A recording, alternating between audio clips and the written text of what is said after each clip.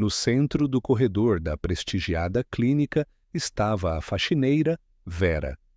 Em suas mãos, enrolado em um simples cobertor de hospital, estava um bebê recém-nascido que pela primeira vez em 3 dias havia se acalmado. O ar ao redor se encheu de um silêncio quase sagrado. Ele está se acalmando, sussurrou a jovem enfermeira, sem acreditar no que via. Olha, ele realmente está se acalmando. Uma voz profunda e gelada, como se penetrasse o gelo, quebrou o silêncio, fazendo todos estremecerem. Quem é você? Perguntei. O Sr. Davis, proprietário da corporação, estava encostado na parede. Seu elegante terno, no entanto, estava desarrumado, e seu olhar seguia fixamente a mulher que ousara sequestrar seu filho. O que você está fazendo com meu filho? Durante 3 dias, esse grito foi seu companheiro constante. Vera o ouvia sempre que saía para a rua, levava o lixo para fora ou se escondia no depósito. O choro do menino, filho de um milionário, atormentava toda a equipe, mas para Vera era algo especial, um apelo incessante e doloroso que despertava nela sentimentos há muito esquecidos. Vendo o desespero dos médicos e a fúria desenfreada do pai, que ameaçava destruir tudo ao seu redor, ela lutou internamente consigo mesma, lembrando-se da recente reprimenda e da proibição estrita de qualquer contato com os pacientes. Hoje, ao ver a enfermeira exausta, à beira das lágrimas, Vera violou todas as regras estabelecidas. Ela se aproximou e, em voz baixa, disse apenas uma frase: "Dê-me ele." A enfermeira, em total desespero, entregou-lhe o bebê sem resistência. Acena com raiva para a enfermeira, o senhor. Davis voltou-se novamente para a janela, mas pelo canto do olho percebeu um movimento no corredor. Dirigindo-se imediatamente para a porta, ele a abriu bruscamente. A faxineira Vera, que naquele momento estava a poucos passos da enfermaria com um pano nas mãos, estremeceu de surpresa e deixou cair o esfregão. Ele caiu com um som surdo no chão de azulejos. "O que você está fazendo aqui?" Ele disse com voz fria. Seu olhar era desdenhoso e acusador. "Você não está bisbilhotando, por acaso?" "Não, senhor. Eu só estou limpando o corredor, é o meu trabalho", disse Vera timidamente, levantando rapidamente o esfregão. "Sua tarefa é permanecer despercebida e silenciosa", declarou secamente o senhor. Davis, aproximando-se dela. "Mas agora você está violando essa regra. Este andar deve estar vazio. Saia imediatamente." "Sim, claro, desculpe, senhor", respondeu Vera, sem levantar os olhos. Ela rapidamente virou o carrinho e, como se estivesse fugindo, desapareceu na esquina, mas mesmo longe dali ainda se ouvia o choro lancinante da criança, que ainda lhe causava uma sensação dolorosa de impotência. No dia seguinte, o choro não parava.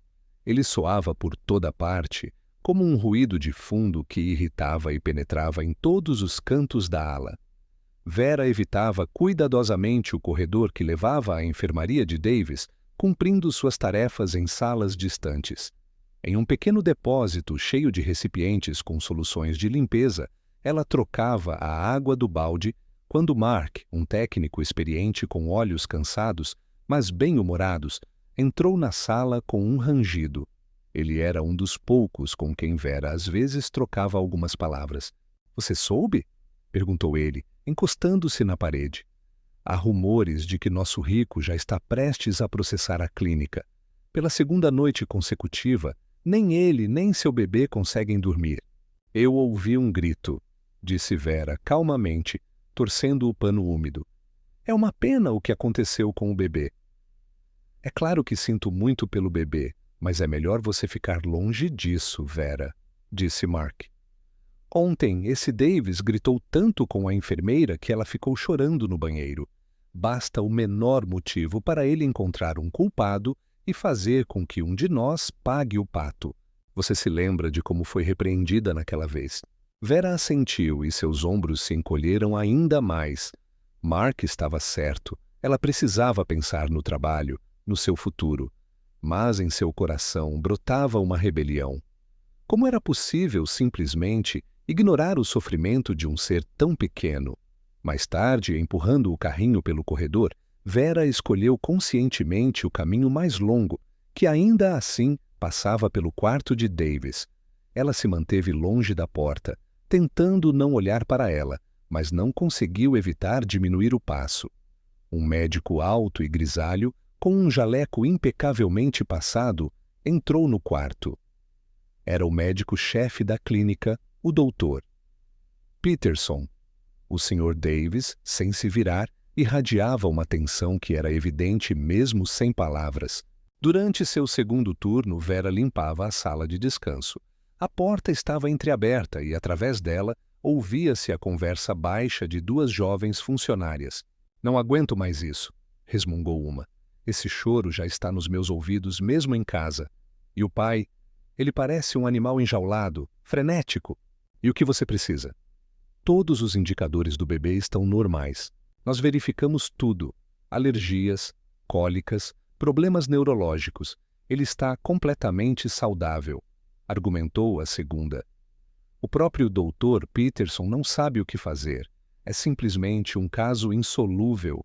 Dizem que a esposa dele está em péssimo estado após o parto. Será que o bebê está sentindo isso?" sugeriu ela. A notícia atingiu Vera profundamente. A criança estava saudável. Isso significava que seu sofrimento não tinha origem física. Sua intuição esquecida voltou a despertar.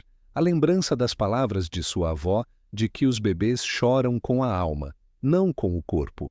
Tarde da noite, quando o andar estava quase vazio, Vera se viu novamente no mesmo corredor. Através da grande janela panorâmica da porta, ela viu o senhor Davis sentado em uma cadeira, segurando o bebê chorando nos braços. Sua aparência era simplesmente terrível. Paletó tirado, gravata afrouxada, o rosto refletindo uma mistura de raiva e desesperança. Ele balançava o bebê sem jeito, mas os movimentos eram bruscos e tensos. Naquele momento, todas as características do milionário autoritário desapareceram, restando apenas a figura de um pai desesperado. Vera percebeu que o bebê se acalmou por um momento quando uma maca com roupas passou pelo corredor com um leve rangido. Essa breve pausa, essa reação ao ruído suave e monótono, fez seu coração se apertar. Na manhã seguinte, uma reunião médica foi realizada na enfermaria. O médico Peterson, examinando os resultados dos exames, cuidadosamente reunidos em uma pasta fina, dirigiu-se ao senhor Davis de forma calma e ponderada. A enfermeira-chefe ficou em silêncio ao lado, sem ousar sequer se mover. "Sr. Davis, realizamos todos os exames necessários, incluindo os testes diagnósticos mais modernos. Posso afirmar com toda a certeza que seu filho está fisicamente saudável. Não há nenhuma razão médica, nenhum desvio ou patologia em seu estado", concluiu o médico. O Sr. Davis olhou para ele com seus olhos cansados e vermelhos de insônia. "Ou seja, você está afirmando que meu filho grita sem motivo algum? O senhor está me tomando por idiota, doutor?" "De forma alguma, senhor", respondeu Peterson com moderação. "Só estou dizendo que isso pode ser uma reação médica normal. Os recém-nascidos às vezes apresentam manifestações semelhantes que podem ser consequência da adaptação a um novo ambiente ou do aumento da sensibilidade do sistema nervoso." "Chega dessas fantasias!" explodiu Davis, batendo com força com o punho na mesa. "Eu pago uma fortuna a esta clínica não para ouvir suas suposições. Ou você não tem qualificação suficiente, ou tem algo a esconder de mim. Farei tudo o que for possível para que sua clínica perca a reputação." "Entendemos sua preocupação", continuou o médico calmamente. "Como alternativa, podemos convidar um especialista em sono infantil que conhece o chamado ruído branco. Às vezes, isso se mostra eficaz." "Um especialista em ruído? Você está brincando?" Davis soltou uma risada maliciosa e desdenhosa. "É melhor me encontrar um médico de verdade, e não esse charlatão." A reunião não deu em nada. Vera, que estava limpando a sala de procedimentos em frente, viu Davis sair irritado, seguido pelo exausto doutor Peterson. Pouco tempo depois, ela ouviu-o sussurrar para a enfermeira-chefe no corredor. Não podemos continuar. O tratamento aqui é inútil. Apenas certifique-se de que o paciente não fique desidratado. Ficando sozinho, o senhor Davis, como um tigre inquieto em um cercado, vagava pelo corredor. Ele pegou o telefone e, com raiva na voz, começou a dar ordens pelo viva-voz, sem parar de andar de um lado para o outro. Enquanto isso, Vera, que tinha sido encarregada de limpar o chão daquela parte do corredor, tentava se misturar à parede o mais discretamente possível, encostando-se nela com um pano nas mãos. Não me importa quanto custa. A voz de Davis ecoou pelo corredor. Encontre o melhor pediatra do mundo, na Europa, na Ásia, em qualquer lugar. Exijo que ele esteja aqui amanhã. Alugue um jato particular, compre toda a clínica, faça o que for preciso, mas amanhã quero aqui uma pessoa capaz de salvar meu filho. Vera, ouvindo essas ordens desesperadas, compreendeu uma verdade simples. Esse homem influente estava acostumado a que sua riqueza pudesse comprar tudo: aviões, clínicas, os melhores médicos. No entanto, agora ele se deparava com um obstáculo intransponível: a impossibilidade de comprar silêncio e paz para seu próprio filho. No dia seguinte, reinava uma atmosfera de desespero na clínica. A tensão era tão forte que parecia que o ar estava impregnado dela.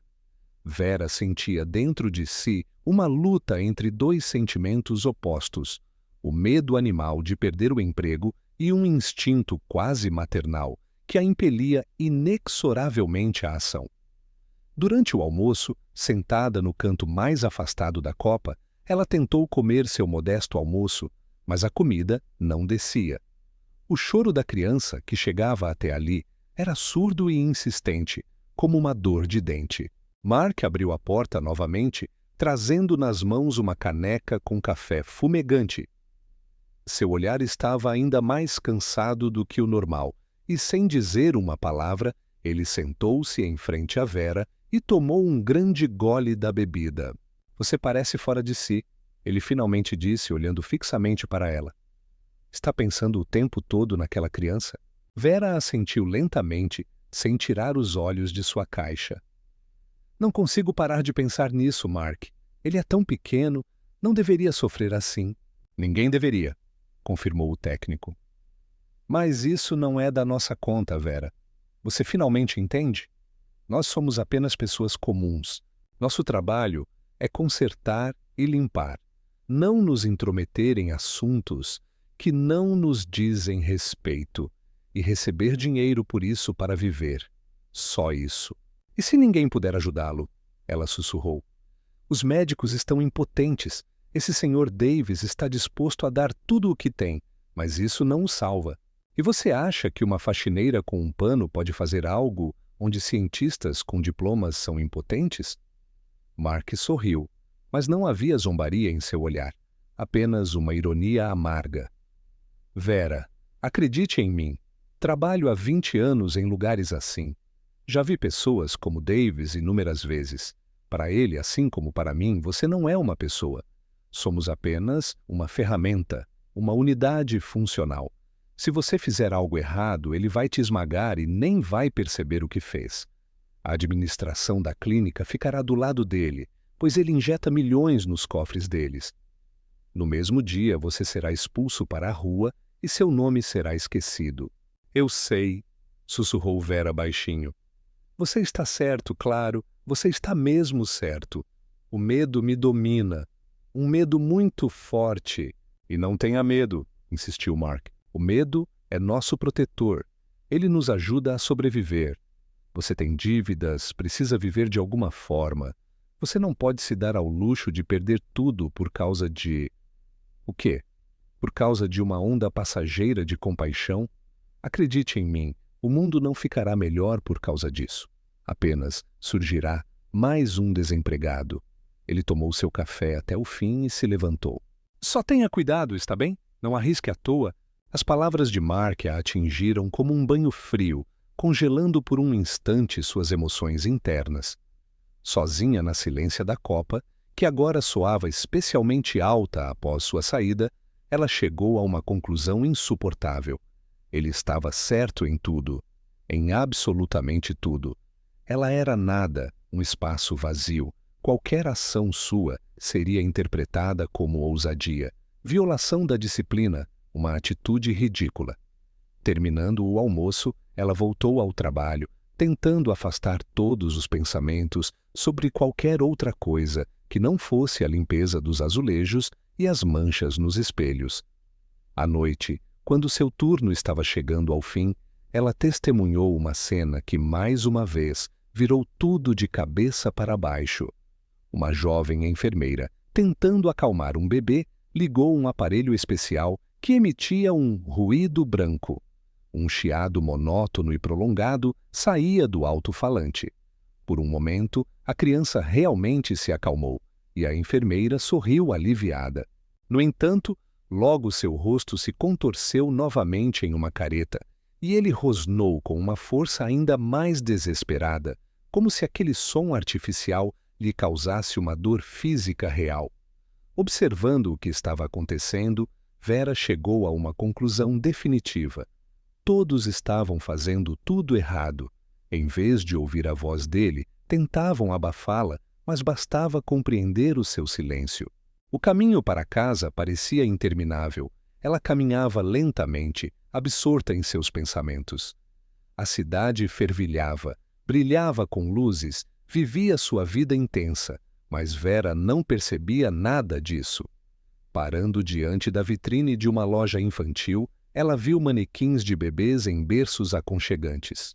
Ao lado, estava a figura de uma mãe, inclinada sobre um deles, com um sorriso terno no rosto de plástico. Essa imagem comum de propaganda, de repente, a tocou profundamente. Ela se lembrou das noites na aldeia, da juventude, das canções calorosas que podiam acalmar qualquer tempestade. Não era superstição, era uma ligação inseparável que não se submetia a nenhuma medição médica. Em seu pequeno quarto alugado nos arredores da cidade, ela sentou-se na cama e, como se não quisesse, sussurrou baixinho uma daquelas canções de ninar antigas, a mais simples e carinhosa. A música fluía naturalmente e, pela primeira vez em muitos dias, o nó de medo no peito de Vera afrouxou. Não se sabia o que ela faria a seguir, mas uma coisa era certa: ela não podia mais permanecer uma observadora passiva. A noite cobriu a clínica com um manto denso e aveludado, mas em vez de paz e descanso, trouxe apenas um silêncio pesado. Nos corredores estéreis, banhados por uma luz fraca, ele soava viscoso, tenso, como se pudesse se romper ao menor ruído. E o ruído não parava. O choro vindo da suíte de luxo no 7º andar tornou-se um companheiro constante dessa vigília noturna, seu ritmo inevitável, a manifestação mais dolorosa e nua da tensão nervosa.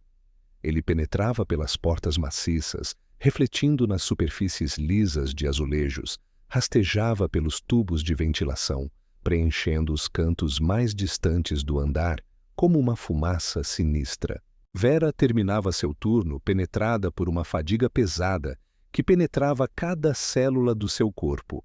As costas doíam por causa das inúmeras inclinações, os ombros doíam por causa dos movimentos monótonos do esfregão, e os ouvidos não paravam de zumbir, como um eco fantasmagórico de gritos infantis que parecia ter se fixado em sua cabeça e agora vibrava ali, mesmo com os ouvidos fechados. No último e mais longo corredor, ela lavou o chão até ficar brilhando como um espelho e esfregou as maçanetas de aço fosco com especial cuidado, como se buscasse nessa ação ordenada algum tipo de paz, um contrapeso ao caos que fervilhava a poucos passos dela.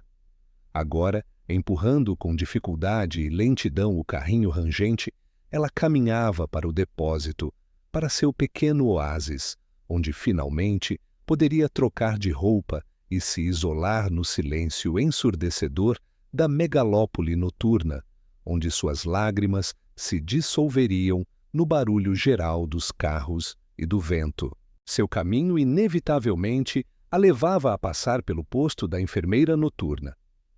Atrás do balcão alto, à luz da lâmpada de mesa, estava sentada uma jovem, com a cabeça inclinada sobre os braços cruzados. Seus ombros finos tremiam. Vera a reconheceu. Era Laura, aquela com quem ela se deparara na tarde anterior. Aquela que, com uma dor tão evidente nos olhos, tentara acalmar o pequeno Davis com a ajuda de um aparelho especial, mas sem sucesso.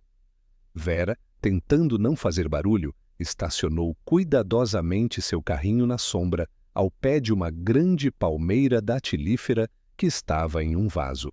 Mas a roda, ainda assim, rangeu traiçoeiramente, emitindo um som fino, semelhante ao guincho de um rato. O rangido fez Laura estremecer, e ela levantou a cabeça bruscamente. Seu rosto, normalmente radiante de saúde e corado, agora estava pálido e exausto, e seus olhos, grandes e vermelhos, revelavam longas horas de choro contido e insônia.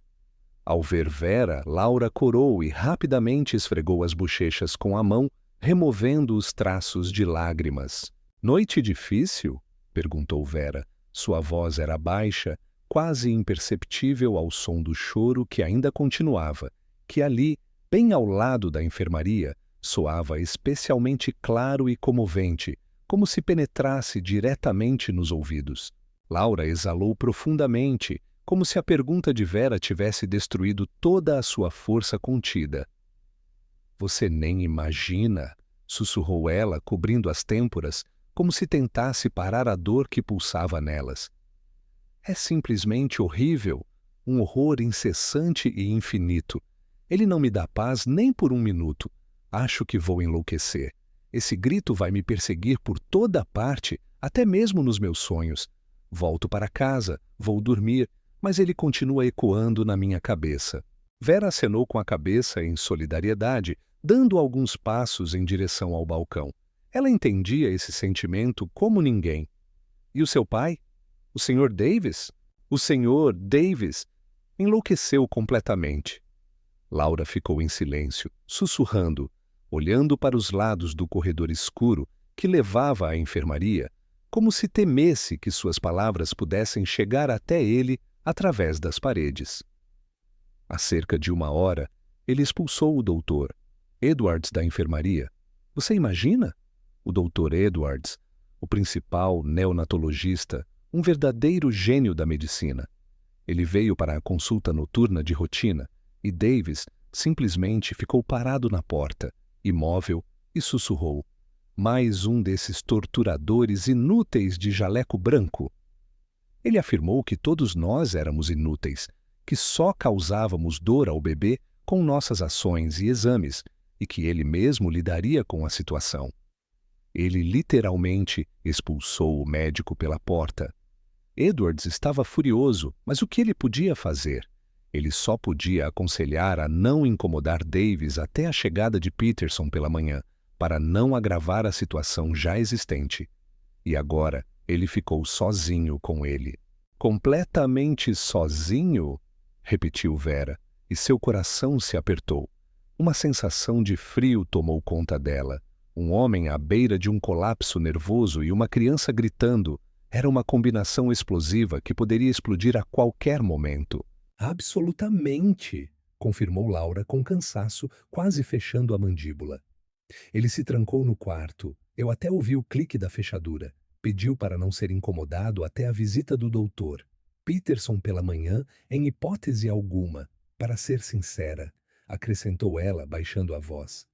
Até me sinto aliviada. Menos escândalos e ameaças dirigidas a mim. Mas ainda assim tenho medo pelo bebê. Ele é tão pequeno e o pai...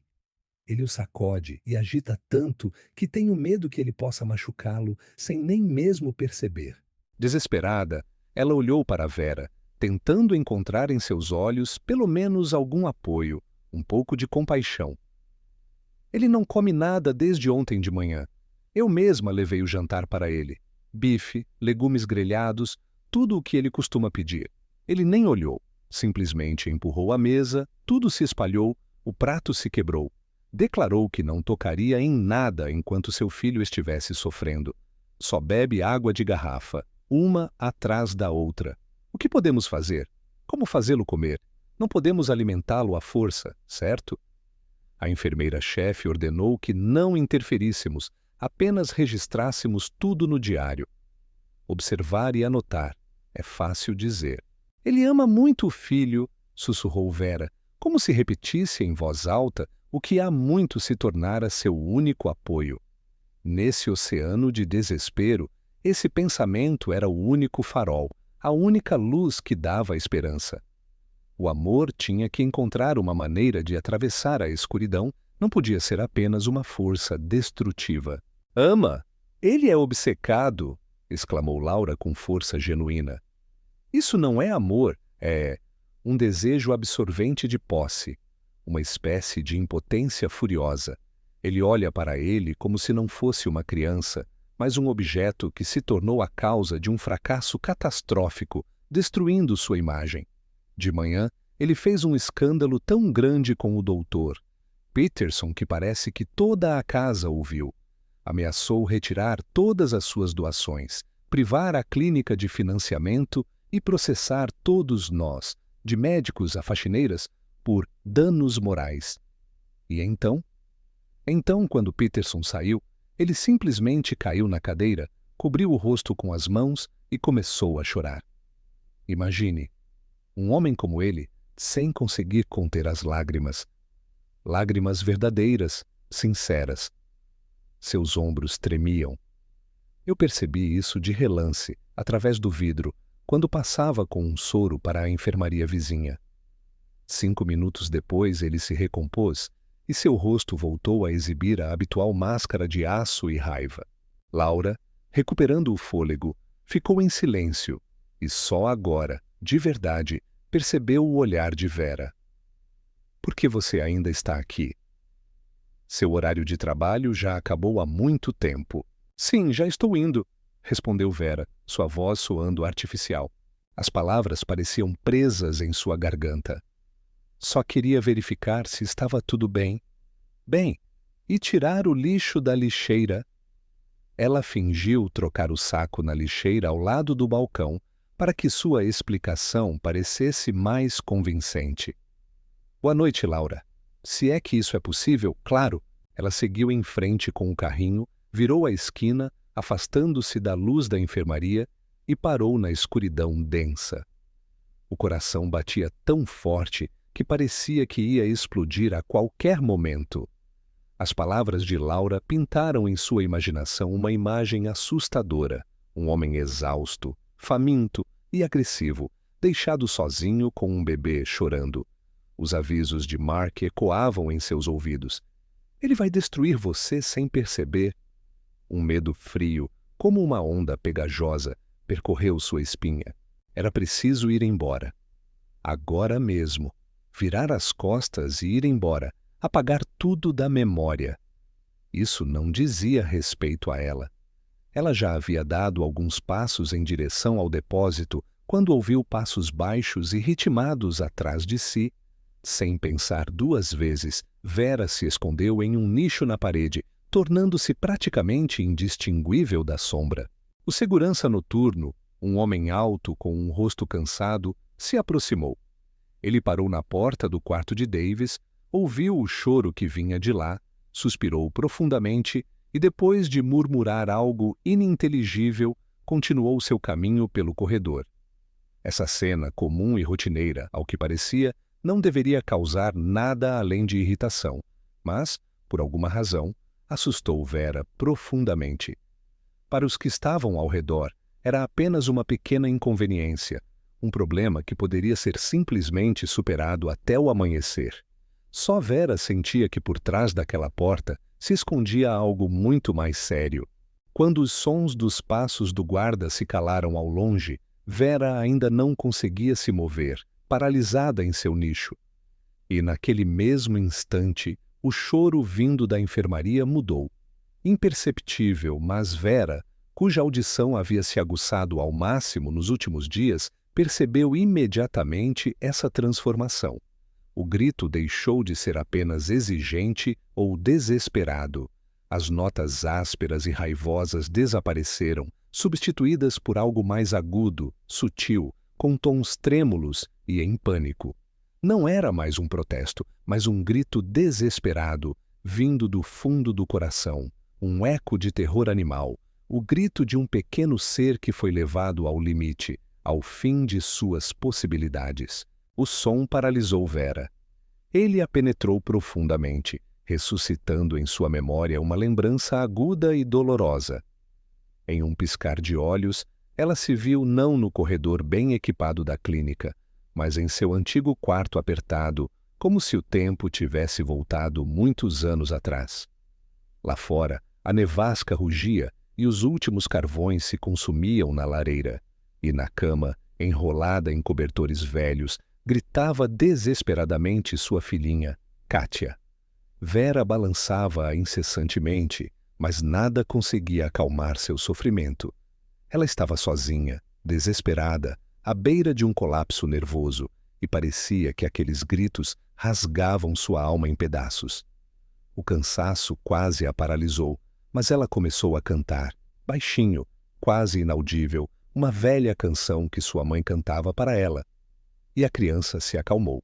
A lembrança pareceu aquecê-la por dentro e, ao mesmo tempo, tomou conta dela com uma determinação fria e imutável. Não havia mais como fugir. Sem sombra de medo, ela deixou o carrinho encostado na parede, recuou alguns passos pelo corredor e, encostada na superfície fria, espiou pela estreita janela recortada na porta da enfermaria. Ao ver o que estava diante dela, ela congelou, incapaz de se mover ou respirar. A sala impressionava pelo tamanho, parecendo mais um quarto de hotel de luxo do que um quarto de hospital comum. No entanto, toda essa riqueza, móveis de couro macio, cortinas de seda caras, pinturas abstratas nas paredes, agora parecia um cenário inadequado e falso para a tragédia que estava acontecendo ali.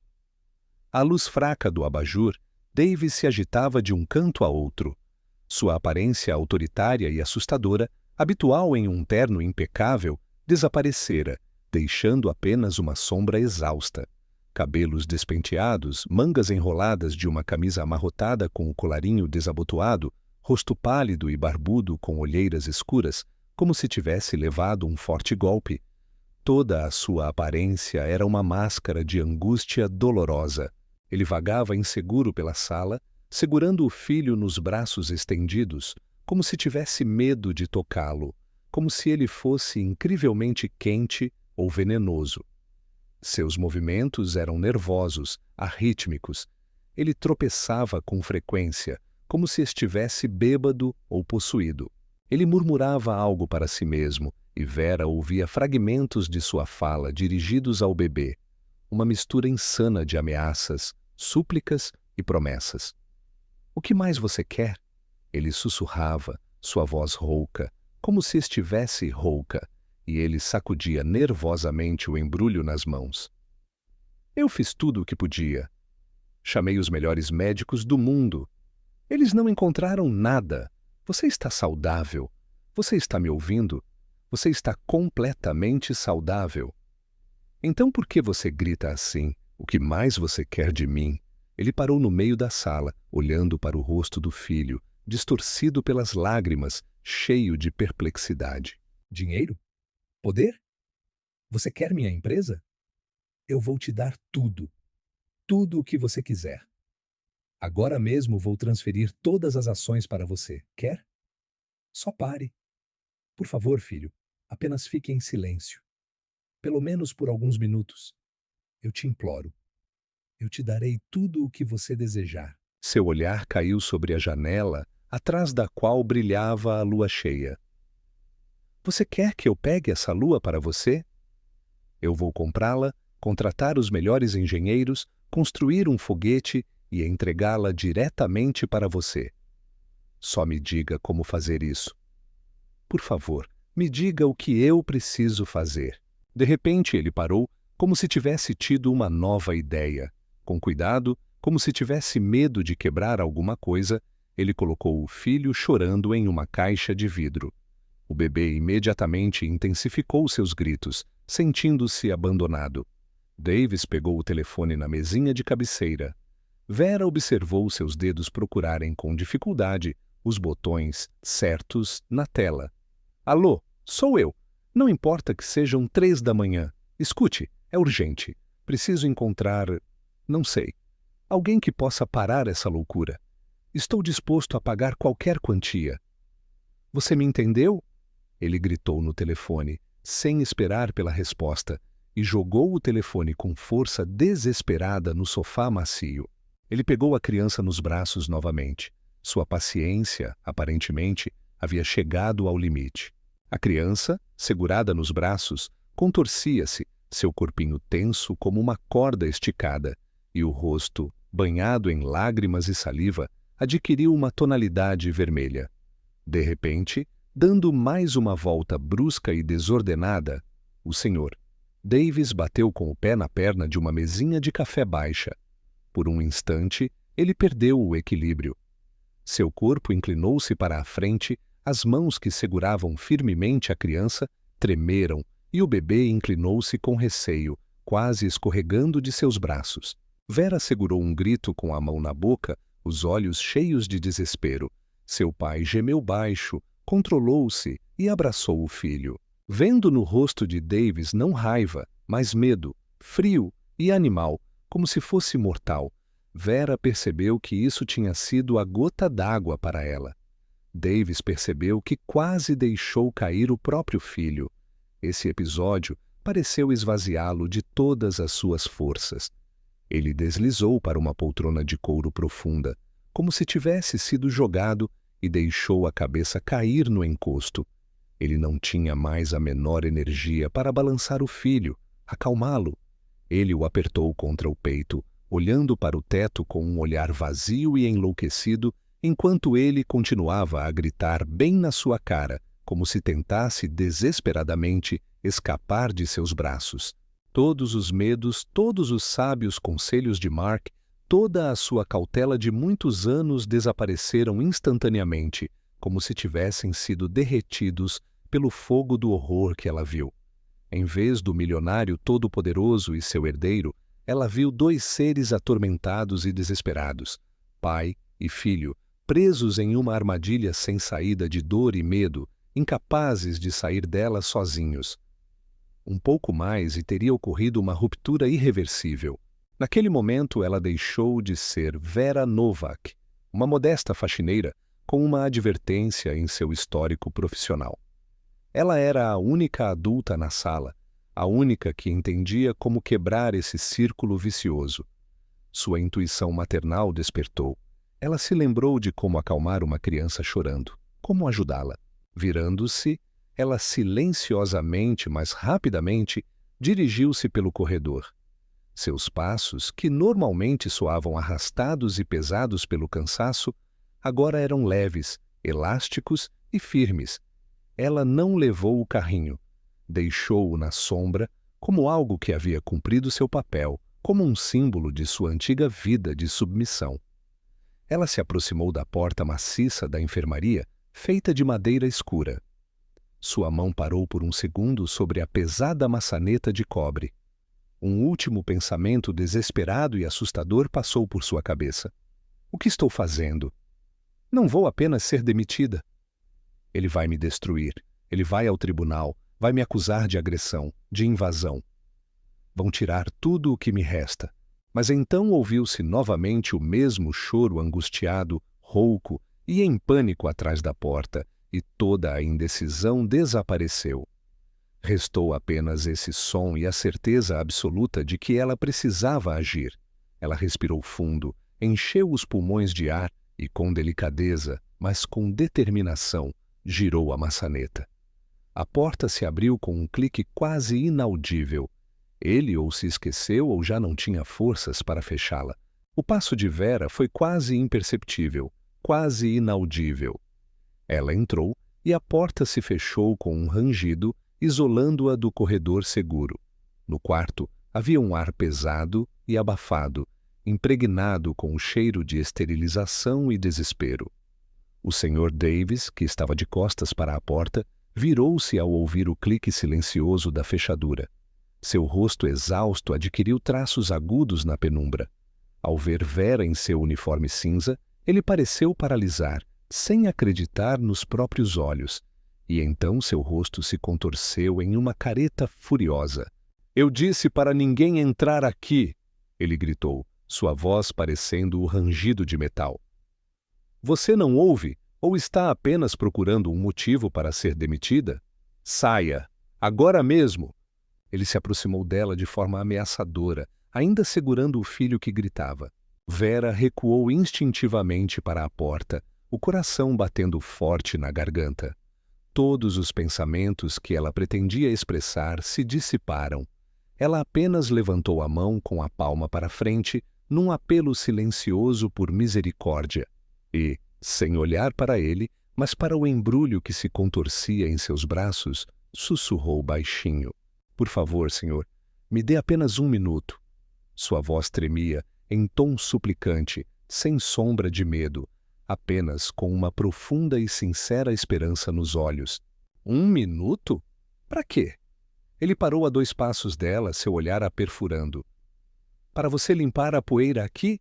Ou você está de volta com seus conselhos idiotas, como seus médicos incompetentes? Não preciso disso agora. Vá embora." Ele se aproximou dela novamente, e Vera sentiu que tinha apenas alguns segundos. Ela ignorou a ordem irada. Em vez disso, seguiu o chamado do seu coração. Fechando os olhos, ela começou a cantar baixinho. Não era uma canção, mas sim uma melodia longa e suave, nascida das profundezas da sua alma. A melodia que sua mãe cantava, e antes dela, sua avó, soava como um sussurro quase inaudível ao fundo dos soluços desesperados da criança, mas era diferente, calorosa, viva, cheia de vibrações. O Sr. Davis parou no meio do caminho. "O que está acontecendo? O que você está fazendo? Chega de gritar!" exclamou ele, sua voz já não soando tão firme. O choro do bebê parou por um momento, mantendo sua intensidade. Os gritos ainda ecoavam pela sala, mas a monotonia deu lugar a uma pausa quase imperceptível, seguida por uma breve respiração suspensa e um novo grito, já não tão desesperado. Vera abriu lentamente os olhos e, sem parar de cantarolar, deu um passo à frente para o interior da sala. Seu olhar ainda não estava voltado para Davis, toda a sua atenção estava concentrada na criança. Ela percebeu como o corpinho dele estava tenso, como seus punhos estavam cerrados convulsivamente. "Não se aproxime", advertiu Davis, mas sua voz não tinha mais a dureza polida de antes. Em vez disso, soava confusa. Vera parou, não querendo assustá-lo. Ela só queria que ele aceitasse sua ajuda. Sua música ficou um pouco mais forte, ganhou uma forma mais clara. Era uma canção de ninar antiga em sua língua nativa, cujas palavras descreviam um rio tranquilo, árvores frondosas em suas margens e a lua balançando nas águas escuras.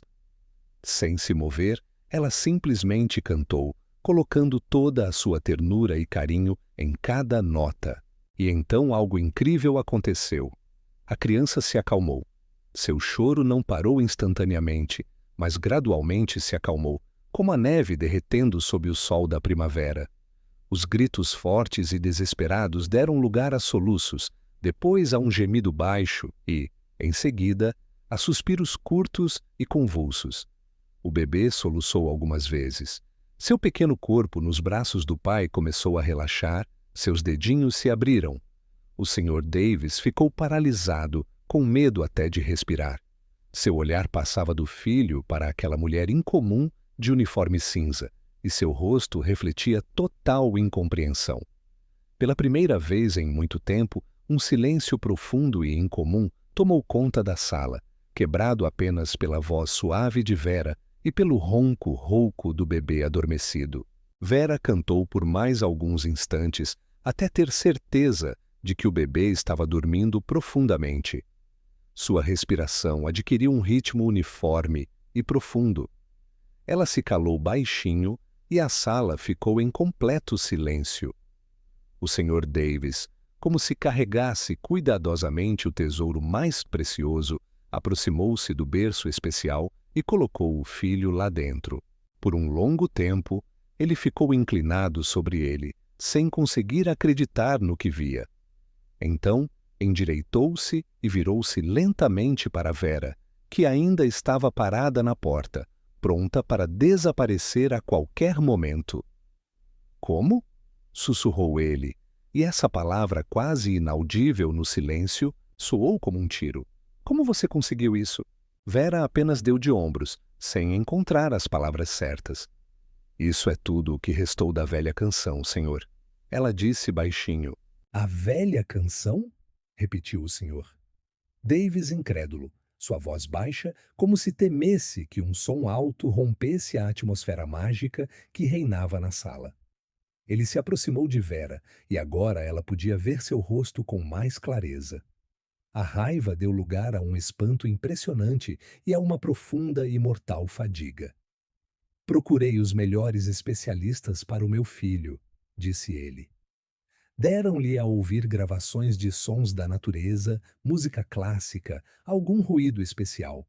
Mas nada ajudava. Você entra, murmura algo para si mesmo e ele adormece. Você quer que eu acredite que tudo isso é por causa da música? Um rubor sangrento subiu às bochechas de Vera. Ela baixou os olhos envergonhada. Não sei, senhor. Eu só vi que não era fácil para você e para ele. Queria aliviar o sofrimento. Ajudar? Ele sorriu, mas sem qualquer malícia. Você fez mais do que toda esta clínica com todos os seus equipamentos caros e professores. Quem é você, afinal? Já a vi em algum lugar no corredor. Sou faxineira, senhor. Meu nome é Vera, ela sussurrou, ainda sem ousar olhar nos olhos dele. Em seu coração, ela temia que a qualquer momento ele recuperasse a calma, se irritasse novamente com sua ousadia e a expulsasse pela porta, condenando-a à demissão. Vera, sussurrou ele como se estivesse provando o nome. De repente, ouviu-se uma batida cautelosa na porta. Ambos se assustaram. O Sr. Davis lançou um olhar cansado para a porta, colocou o dedo nos lábios e, sem tirar os olhos da porta, foi na ponta dos pés até ela e a abriu um pouco. A assustada enfermeira Laura espreitou pela fresta. Sr. Davis, está tudo bem? Sussurrou ela. O choro parou. Ouvimos silêncio e ficamos preocupados. Está tudo mais do que bem. Pela primeira vez nos últimos 3 dias, disse ele com voz calma. Meu filho está dormindo agora e peço que não o incomodem sob nenhuma circunstância. Entendido? Sim, claro, senhor, sussurrou a jovem, com um lampejo de medo nos olhos, e seu olhar recaiu sobre a figura de Vera, parada atrás de Davis. Um completo espanto passou pelo rosto da enfermeira. Mais uma coisa, acrescentou Davis, fechando a porta. Chame o chefe da segurança e peça para ele trazer o arquivo pessoal dessa mulher. Ele apontou para Vera com um gesto vago. E que tudo seja feito em silêncio. A porta se fechou, deixando Laura paralisada no corredor vazio. Vera sentiu um medo gelado ao ouvir suas palavras. Arquivo pessoal, chefe da segurança. Tudo o que ela fazia parecia estar fadado a ser acusado de algum crime terrível, violação de todas as regras e protocolos. Senhor, eu não tinha nenhuma má intenção, por favor, me perdoe, ela disse, recuando para a porta em desespero. Eu vou embora agora. Não precisa se preocupar, eu só... Espere! Ordenou ele. Sua voz era baixa, mas tinha o mesmo tom autoritário que não admitia objeções. Você não vai a lugar nenhum. Sente-se! Ele gesticulou para que ela se sentasse na poltrona macia, perto da janela. Vera não se atreveu a desobedecer. Ela sentou-se cuidadosamente na ponta da poltrona, sentindo-se como um pequeno rato encurralado. O Sr. Davis pegou outra cadeira, colocou-a em frente à sua e sentou-se. O silêncio de seu olhar fixo e penetrante se prolongou por alguns segundos agonizantes, e Vera sentiu-se sob sua atenção, como se estivesse sob uma lupa. Então, Vera, ele finalmente disse, conte-me sobre essa sua música antiga. Que idioma é usado nela? É o idioma do meu povo, o idioma da minha terra natal, ela sussurrou baixinho. E todas as crianças do mundo realmente adormecem com essa canção? Perguntou ele com um tom de ceticismo evidente na voz. Não sei como é com todos, sussurrou Vera. Minha avó cantava para minha mãe e minha mãe cantava para mim. Dizem que ela tem algum tipo de poder especial que acalma a alma, acalma a alma. Ele repetiu lentamente, como se essa palavra fosse desconhecida para ele. Ele fechou os olhos, como se tentasse compreender o significado das palavras. Ouça, Vera, sou uma pessoa prática. Não acredito em magia e outras bobagens. Deve haver alguma explicação racional. Talvez um timbre especial da voz, uma determinada frequência das ondas sonoras ou algo assim. Não importa o que seja. O importante é o resultado, e o resultado agora está dormindo tranquilamente. Ele se levantou e se aproximou novamente do ringue de boxe, olhando com ternura para o filho.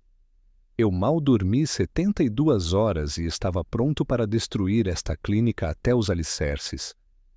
Gastei uma quantia astronômica em consultas com os melhores médicos, o suficiente para comprar uma pequena ilha. E a solução esteve escondida de mim todo esse tempo, como sabão debaixo da porta.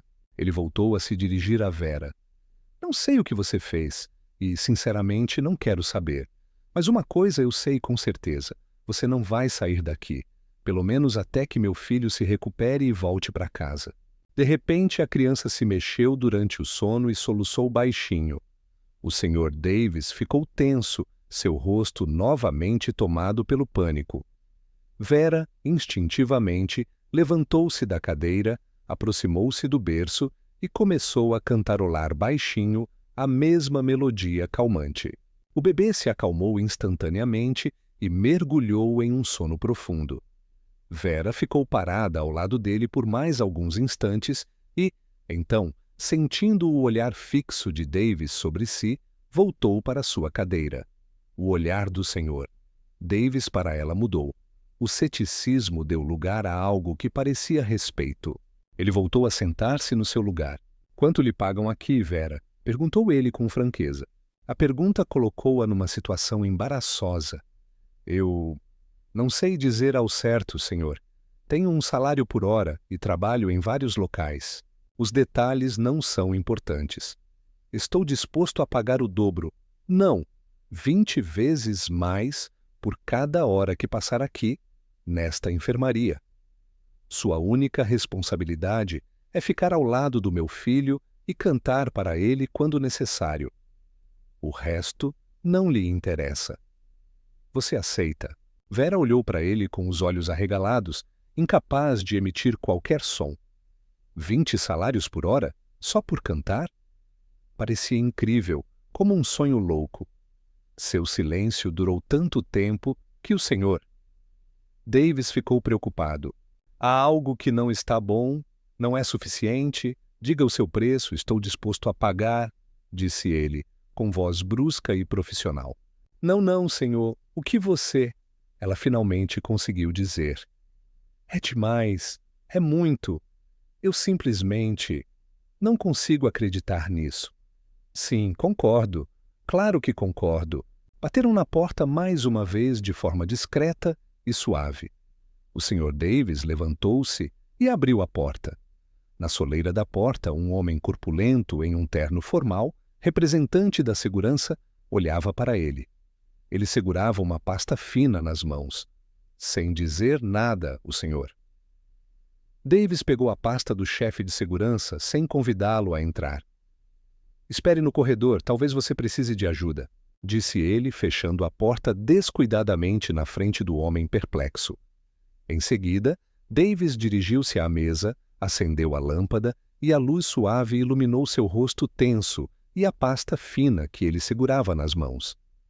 Vera observava-o em silêncio de sua poltrona. Um silêncio tenso tomou conta da sala novamente. No início, ele foi tomado por gratidão e espanto, mas agora isso havia dado lugar a uma avaliação fria e profissional. Ele abriu a pasta e, com rapidez profissional, passou os olhos pelas linhas. Vera, é o seu sobrenome, se não me engano? Perguntou ele, sem tirar os olhos dos documentos. Novak, senhor, respondeu ela quase sem som. Vera Novak, sussurrou ele, folheando as páginas até encontrar a que procurava. 46 anos. Viúva, sem filhos, nacionalidade. Não é do nosso país. Chegou há 5 anos com um visto de trabalho. Durante todo o tempo em que esteve aqui, não houve nenhuma chamada para a polícia, nenhuma infração. Durante o tempo em que trabalhou na clínica, recebeu uma advertência por comunicação não regulamentada com um paciente. Em que consistiu esse erro? Seu olhar era penetrante, perspicaz. Vera engoliu em seco. Um paciente... Ele sofria muito com a solidão. Eu lhe trouxe água e conversei com ele por alguns minutos, mas a enfermeira-chefe me viu. Entendo. Davis assentiu, sua voz desprovida de simpatia ou condenação, soando apenas como uma constatação imparcial. Ele virou a página. Finanças. Alguns empréstimos não pagos, remanescentes de seu país natal. Fora isso, nada digno de nota. Você é uma pessoa comum, cumpridora da lei e, infelizmente, muito pobre. Ele fechou a pasta com um baque surdo, fazendo Vera estremecer. Ótimo! Isso simplifica a tarefa. Ele colocou a pasta de lado e voltou a olhar para ela. Então, Vera Novak, minha proposta continua válida, mas vamos entrar em detalhes. Afinal, não estou apenas oferecendo um emprego a você. Na verdade, estou comprando seu tempo, suas habilidades e, o mais importante, seu silêncio total. Ele se levantou e, colocando as mãos atrás das costas, começou a andar pela sala. Em primeiro lugar, quero informar que, a partir de agora, você não faz mais parte do quadro de funcionários desta clínica. Formalmente, você está demitida, mas, na verdade, estou contratando você pessoalmente. Eu mesmo resolverei todas as questões com a administração. Você não precisa se preocupar com isso. Ele se aproximou da janela, admirando a cidade à noite. Segundo, você vai morar aqui, nesta clínica. A cabine vizinha será liberada para você. Nela, você terá tudo o que precisa. Comida e roupas serão entregues. Você não tem o direito de sair desses 2 locais sem minha autorização pessoal. Vera ouvia-o, e a sensação de irrealidade da situação misturava-se com o frio cada vez mais intenso que tomava conta do seu coração. Tudo isso parecia mais uma sentença de prisão iminente do que um contrato de trabalho. Terceiro, é estritamente proibido entrar em contato com qualquer membro da equipe da clínica, exceto a enfermeira de plantão, que atenderá às suas solicitações relacionadas aos cuidados com a criança. Não converse com seus ex-colegas, não discuta nada. Para todos é como se você não existisse. Mark, Laura, todos os outros. Para eles, você já não está mais aqui. Mas, e as minhas coisas? No meu quarto. Ela começou timidamente. Meu funcionário vai pegar todos os seus pertences e trazê-los aqui amanhã de manhã, disse ele secamente. Você não precisa se preocupar com nada. Eu vou cuidar de tudo. Sua única preocupação é meu filho. Ele se aproximou dela, quase tocando-a. E por último, o mais importante. Você assinará um acordo de confidencialidade. Ele será muito detalhado e rigoroso. Nunca, a ninguém, nem sobre meu filho, nem sobre mim, nem sobre sua abordagem, você poderá dizer uma palavra. Qualquer violação desta condição sujeita-a a sanções legais e financeiras tão graves que nem mesmo 10 vidas seriam suficientes para as pagar. Compreendeu? Vera acenou lentamente com a cabeça, incapaz de dizer uma palavra. Muito bem! disse ele, voltando a assumir uma postura profissional. Agora, quanto à parte financeira, vou transferir para o seu nome um adiantamento equivalente ao salário anual nesta clínica, imediatamente. O restante será transferido após a conclusão do nosso acordo. Todas as suas dívidas serão pagas amanhã de manhã. Você não precisará mais se preocupar com dinheiro. Ele pegou o telefone, passou rapidamente os dedos pela tela e estendeu-o para ela. O número da sua conta bancária está correto? A tela exibia um formulário de seu arquivo pessoal.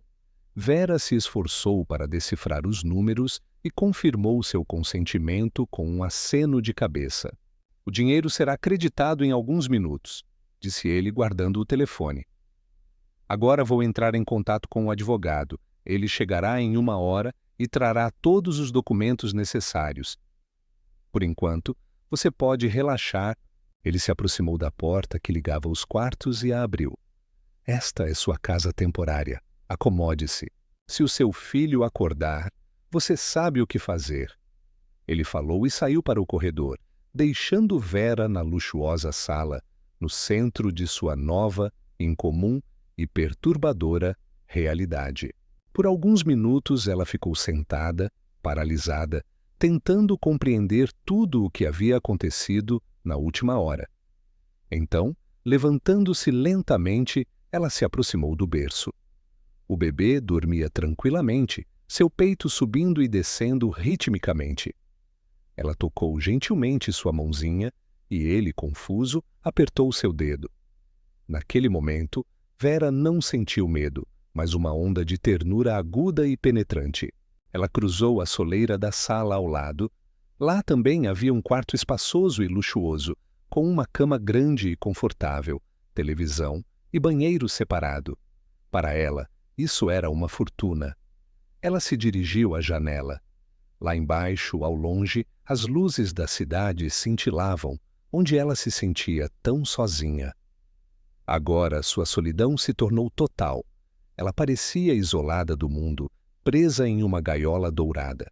Mas ao seu lado havia um pequeno ser indefeso que precisava dela mais do que qualquer outra coisa no mundo.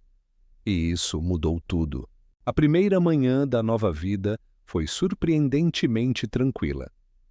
Vera acordou em uma cama enorme com lençóis brancos e, por um segundo, acreditou que tudo isso era apenas um sonho. Mas então, um ronco suave vindo do quarto ao lado a trouxe de volta à realidade. Ela se levantou rapidamente e, sem pisar, dirigiu-se ao quarto do bebê. Ele dormia tranquilamente e, pela primeira vez, Vera pôde ver seu rosto sem as distorções causadas pelos gritos. Sua beleza era impressionante.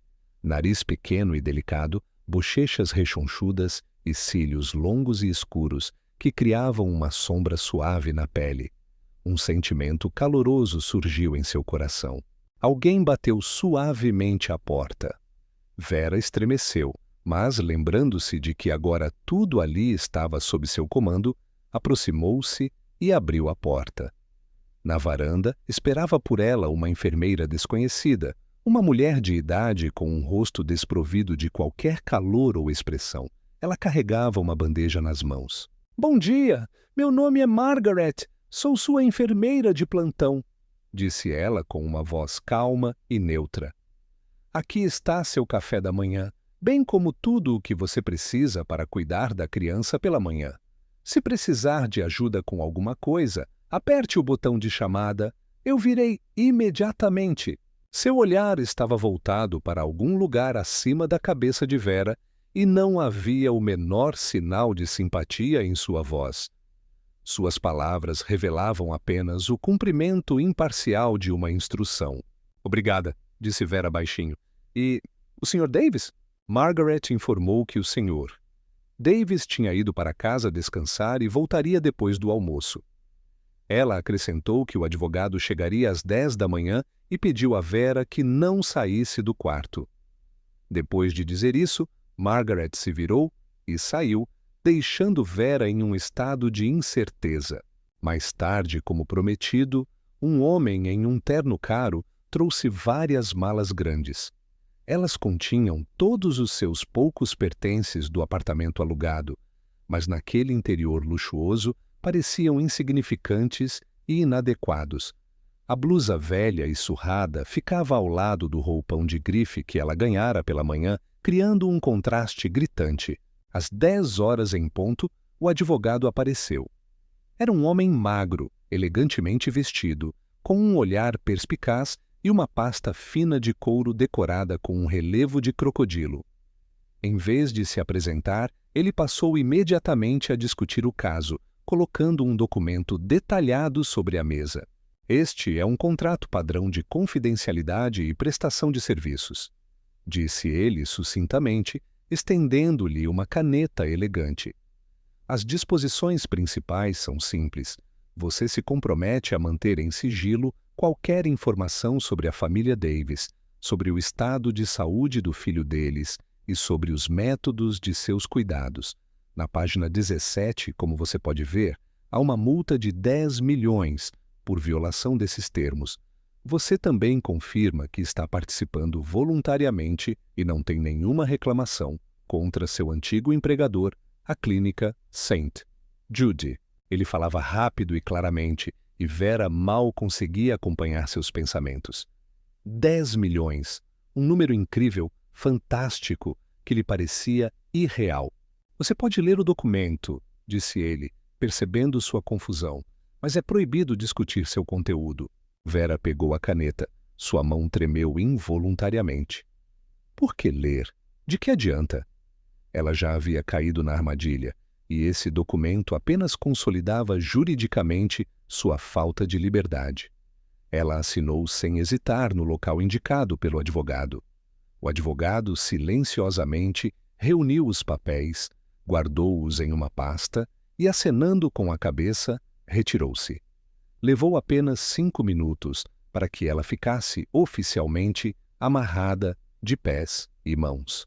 Os dias passavam monotonamente, fundindo-se em uma única massa, como gotas de chuva.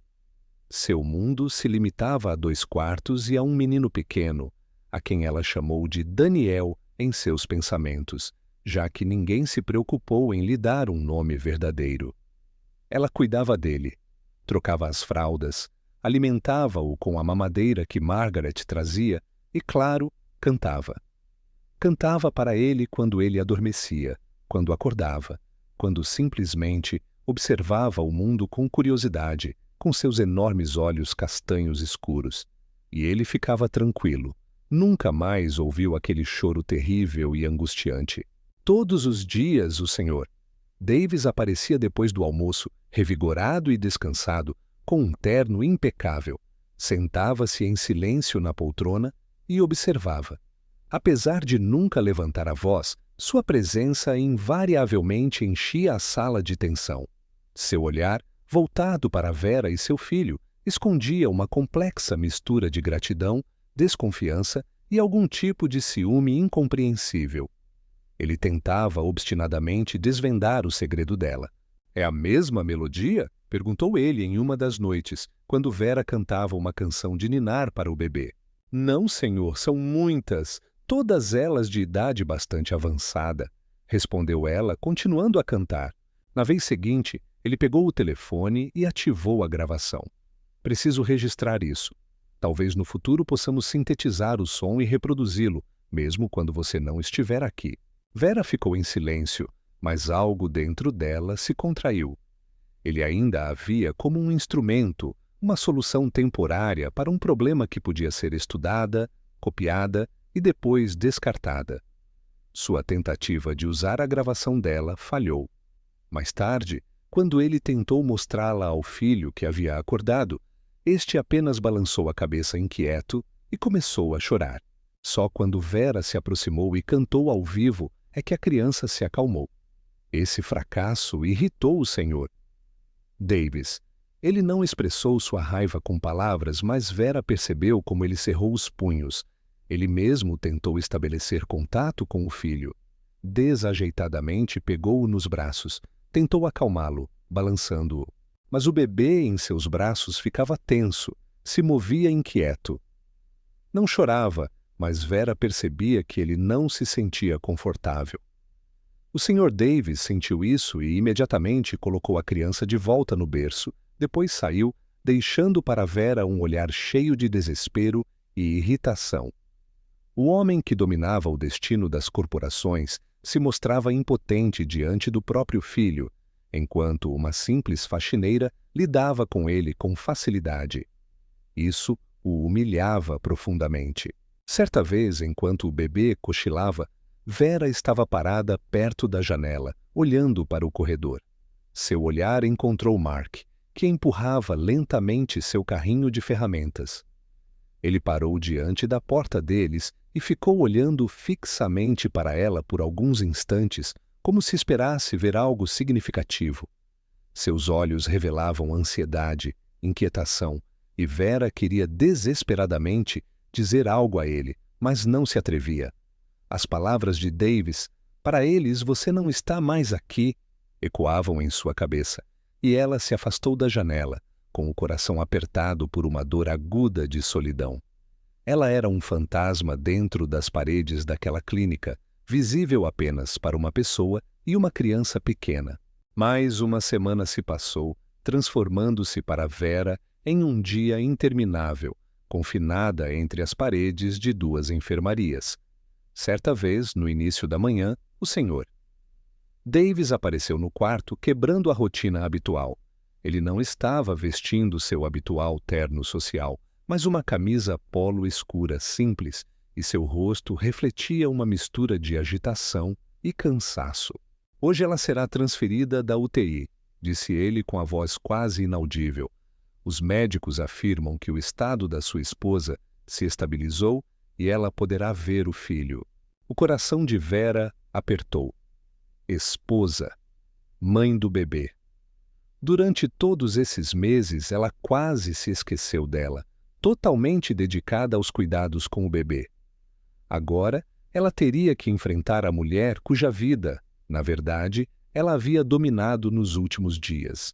Isso é uma excelente notícia, senhor", respondeu ela com todo o coração. "Sim", ele assentiu, sem tirar os olhos do filho adormecido. "Ela chegará em 1 hora. Quero que tudo corra perfeitamente. E continue cuidando dos seus afazeres. Deixe a criança em paz quando ela chegar." Essa ordem foi a mais incomum de todas as que ele já lhe dera. Vera acenou com a cabeça e começou a cumpri-la. Em 1 hora, ela conseguiu trocar as fraldas do bebê, limpar cuidadosamente sua pele delicada com um pano úmido e quente e vesti-lo com um minúsculo traje azul que Margaret lhe dera. A criança acordou e, como de costume, começou a fazer birra, mas Vera, pegando-a nos braços, acomodou-se em uma cadeira perto da janela e cantou baixinho sua canção de ninar favorita, aquela sobre o rio tranquilo e as árvores adormecidas. A porta da enfermaria se abriu. A enfermeira entrou primeiro, seguida, sem pressa, por uma cadeira de rodas. Nela estava sentada uma jovem mulher, com o rosto pálido e exausto, mas os olhos, grandes e brilhantes, imediatamente se voltaram para o embrulho nas mãos de Vera. Era Catherine, esposa do Sr. Davis. O Sr. Davis aproximou-se da cadeira e colocou gentilmente a mão no ombro da esposa. Seu olhar estava impregnado de uma ternura infinita. "Aqui está ele, minha amada", sussurrou ele. "Nosso filho, ele está bem." Catherine respondeu com um sorriso fraco, mas feliz. A enfermeira aproximou a cadeira de Vera. Vera, sem interromper o canto suave, quis estender o bebê para a mãe, mas Catherine, sem dizer uma palavra, apenas com um gesto, a impediu. Seu olhar estava fixo no filho, e lágrimas corriam silenciosamente pelo seu rosto. O bebê, ao ouvir a voz de Vera, sorriu tranquilamente, olhando para os próprios punhos. Naquele momento, Catherine pareceu ouvir a melodia pela primeira vez. Seu sorriso desapareceu. Ela franziu a testa, fixando o olhar não no filho, mas no rosto de Vera. Seus olhos revelaram tensão e perplexidade. Ela ouvia atentamente as notas familiares e, há muito esquecidas, que despertavam no fundo de sua alma algo do passado mais remoto e íntimo. Que melodia é essa?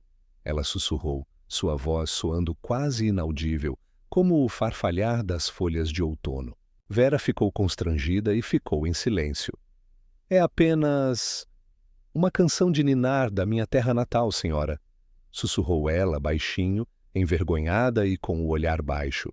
Mas Catherine não tirou os olhos penetrantes dela.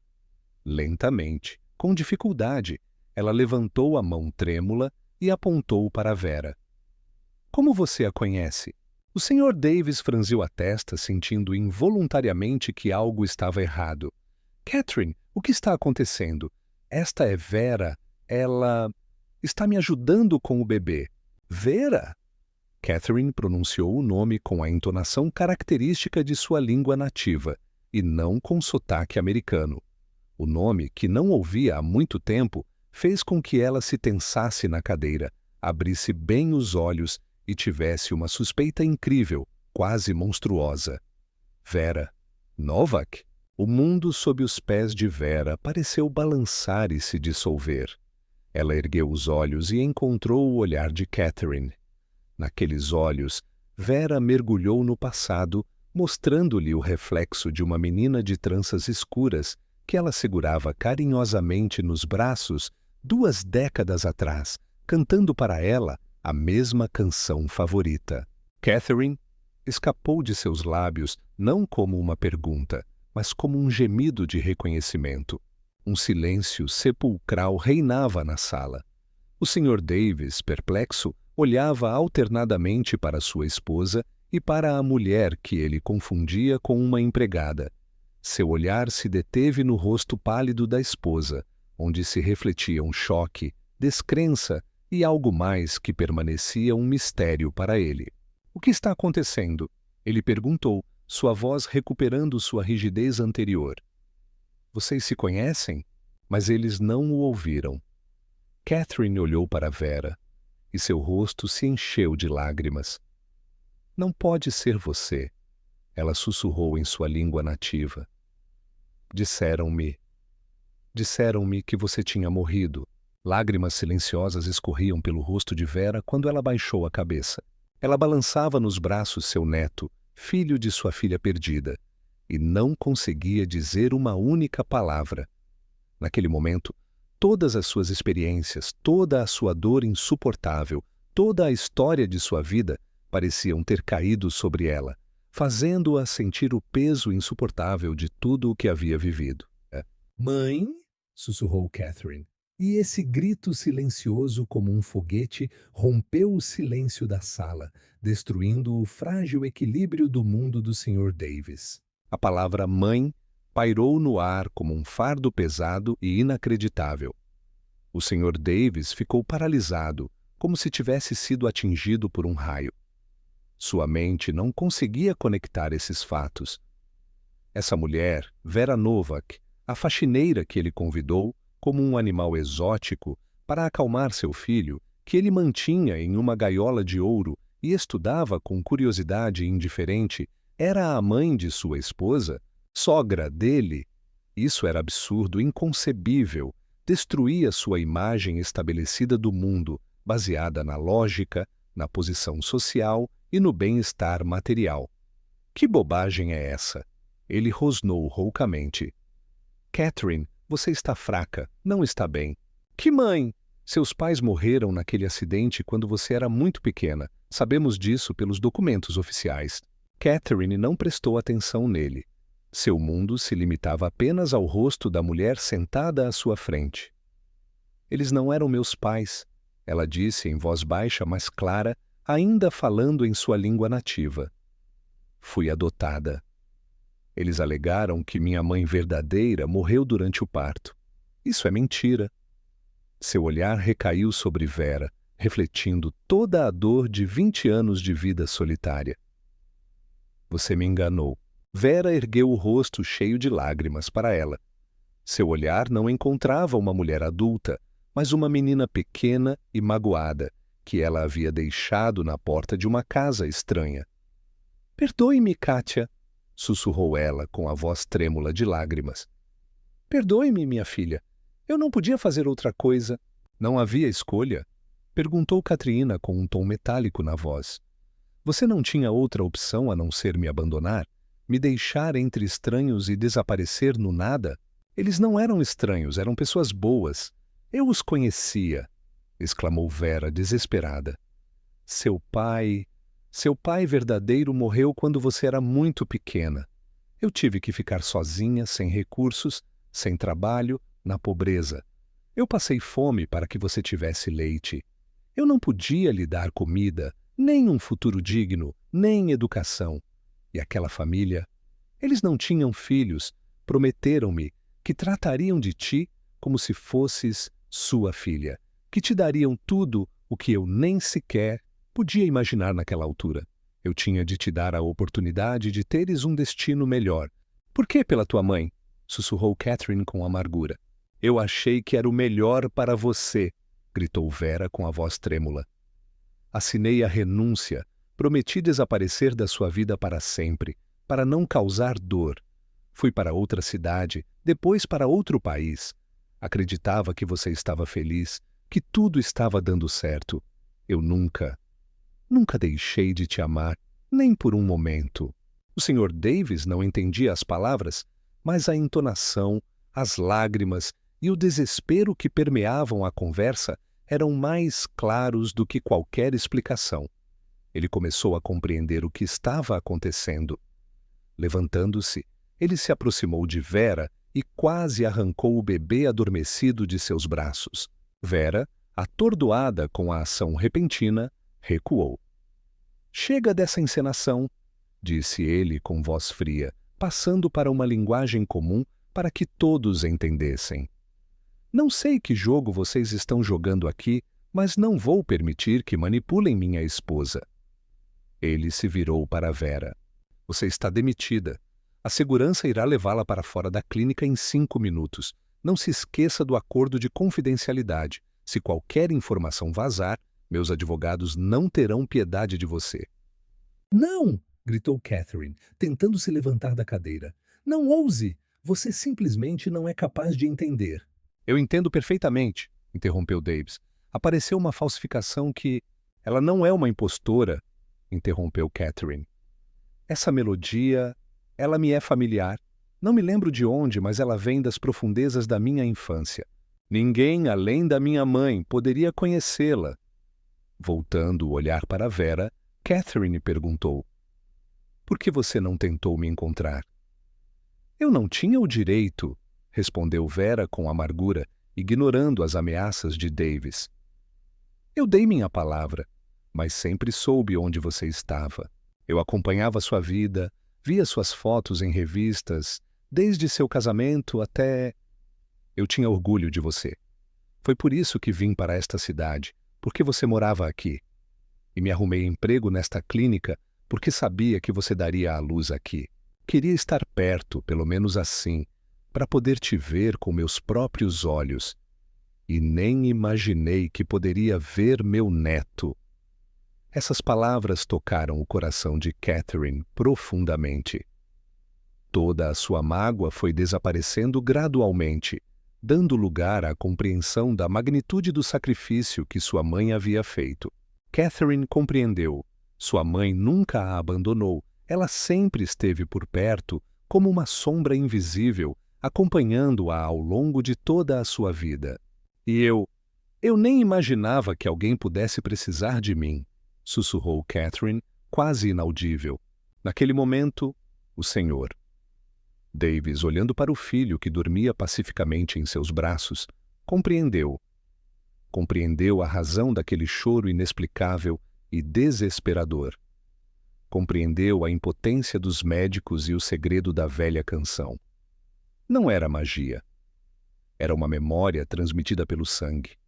A criança, separada da mãe, só se acalmava com a voz dela, com a canção de ninar que unia 3 gerações por um fio invisível. Sua compreensão racional do mundo, onde tudo podia ser comprado e explicado, desmoronou como uma torre de areia.